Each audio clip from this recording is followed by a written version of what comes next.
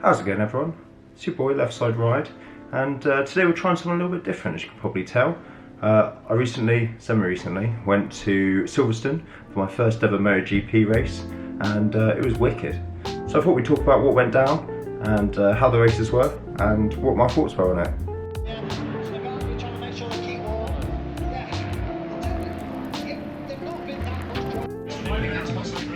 Let's get some thoughts then from the grid. Michael is down there speaking to Jake. So let's talk about it. Start with Moto3.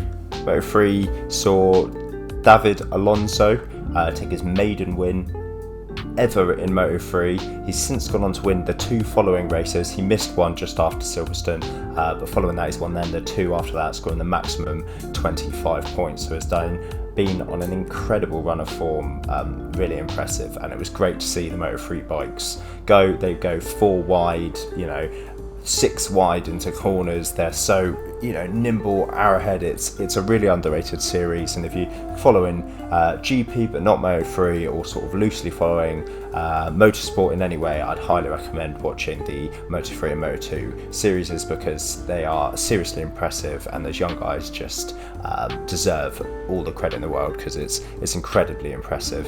David Alonso started from the back of the grid. He was riding on the Gas Aspar bike, team bike.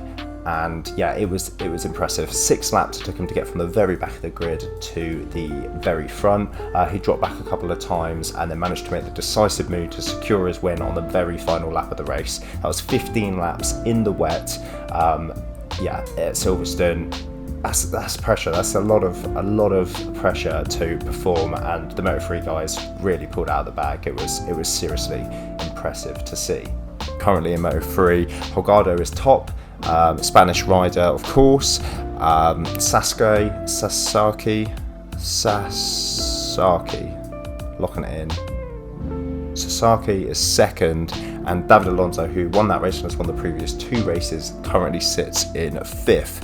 David Alonso, has been on 3 first place finishes, some of his highest. Prior to that, from the beginning of the season, he didn't start in Portugal. He then came 14th, 8th, 2nd, 8th, 4th, 5th, 13th, and then first.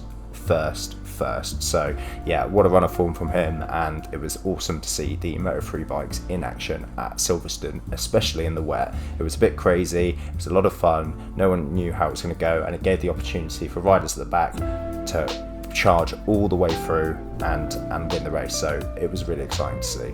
So Moto2 saw Fermin Aldeguer. I'm sorry that I butchered that, I don't know exactly how to say it, take his maiden win in Moto2. So 2 new winners, which is the cool thing about these lower series. He was racing for Speed Up Racing. So Moto2, Fermin Aldeguer, apologies if I've mispronounced that, took his first win in Moto2 for the season. It was really, really cool stuff. Me and my mate who we went with were just blown away by the level of racing. We'd seen a little bit of free practice, but it was super wet, so the MotoGP guys were pushing to watching proper racing, and Moto2 was really, really exciting to see. Got up into the front, he fell back to 4th at one point, before snatching the win with 8 laps remaining. The main point for a lot of us British fans was Jake Dixon, who was unfortunate to get contact through Darren Binder, who took him out and ended his race, which he was gutted about. That's fucking illegal. He was quite vocal in an interview post the race about how displeased he was at the situation, and you got to think it's fair enough. The adrenaline, heat at the moment, all of that stuff. I appreciate that racing is racing. It's really tough. I can't imagine the margins there, but yeah, understandably, he was not very happy. On to the main event. The MotoGP race was wicked. Those bikes sound so good.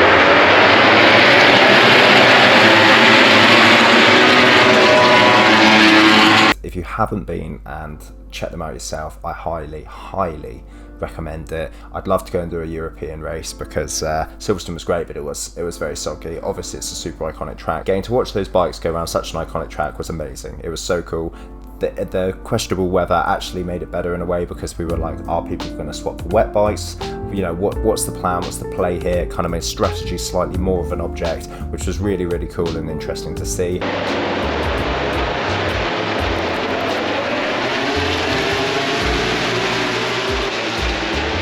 Most of the pack ended up staying out because it was kind of dry and we had a few spells of rain, and it was kind of will they won't they. Most of them didn't, and I think the teams that didn't really pay off.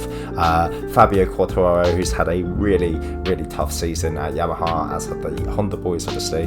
I think his bike kind of blew to bits. I'll see if I can find a picture and insert it here, but yeah, a crazy thing. The R1M Naked Edition, I think a lot of people were calling it. So yeah, it was pretty nuts to see that all unfold. Starting with the sprint race, Alex Marquez got his first win in MotoGP, a well-deserved win. It was really cool. He was absolutely flying on the Ducati, causing further pain, I expect, for any Marc Marquez, his brother fans, because of the Honda, which has been an absolute pile of shite all season.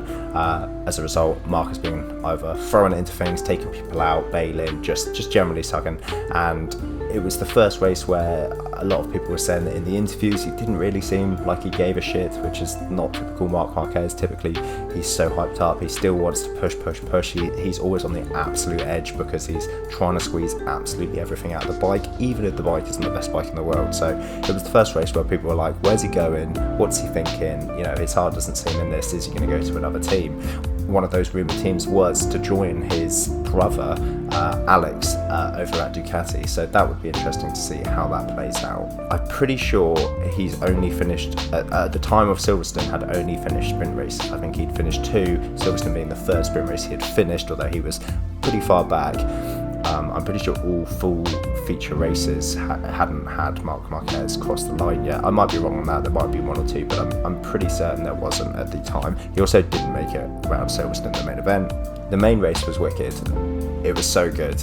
Pecco Bagnaia was on form, as he always is. He is the world champion, and he kind of led the pack from the get-go, and it seemed pretty unlikely that anyone was going to catch him. It was sort of mirroring a sort of Max Verstappen F1 sort of situation. It looked like it was going to be really tough for absolutely anyone to get there. They weren't miles off by any means, but you know, he was just so faultless, so clean. And through come Aprilia put their foot down and said, look, we've got a problem with this. There was some absolutely awesome rides from the Aprilia boys. Aleix Espargaro came through Maggots, Beckett and Chapel to get on to make it a fairy tale victory here at Silverstone for the factory Aprilia team. He makes it through in the late Arte. Aleix Espargaro covers off a tight line through Stone, no way through for Bagnaia. He's going to be victory for the factory Aprilia team. Aleix Espargaro wins an absolute classic silver and won the race, which was so cool to see, because he just seems like the most awesome guy, and just everyone there seems so stoked to have a bit of a mix up on the podium, and especially Aleix, who seems like the coolest dude. So it was pretty special to watch. He literally made the move stick on the final lap of the race. Everything else was Bagnaia up front leading the way, and it was pretty crazy. They fought to the end. Brad Binder, as a KTM fan, had a great race, finished 3rd on the podium. So that was Aleix Espargaro, Pecco Bagnaia and Brad Binder on the KTM finishing the podium. So it was a really exciting race. It looked like it could have gone either way some of the time. You know, the battle for 2nd place and then trying to charge down 1st was really intense between a good few guys. So it was pretty exciting to see. I've got some of the highlights, so I'll be inserting them there, plus our angles from where we were watching the race. But overall it was great, and a massive congratulations obviously to Aleix Espargaro, who came through and took the dub. Currently, at the time, Pecco is still leading the championship. He had a 41 lead at the end of Silverstone over his nearest rival, who was Jorge Martin. So that's sort of it. That's sort of my rundown of the race. Hopefully you enjoyed it. If you did, feel free to let me know. If not, you can let me know, but you might depress me and hurt my feelings, so bear that in mind when commenting. I might do this for some more races. I've been enjoying watching the MotoGP recently, and I think covering it and talking about it is a good way for me to make sure that I'm still engaged in the sport and keeping an eye on it. So thanks for watching, and I'll catch you all in the next one.